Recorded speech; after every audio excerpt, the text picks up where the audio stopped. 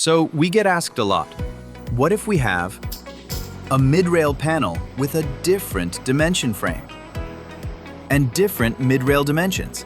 Can we do it? Let's see. So, just for our reference, the width of the panel is 27 inches. And the length is close to 3 feet. And we are not going to do any measurements into the system. We just select that it's a mid-rail and we just press start. It started sanding immediately, and we're going to simulate sanding since this is already a painted door.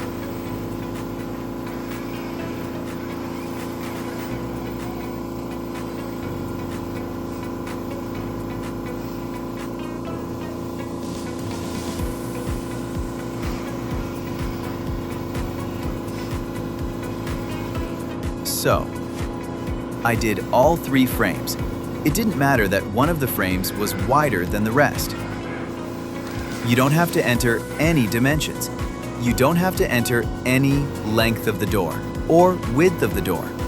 The system automatically looked at the parameters and automatically did the path planning for the whole system.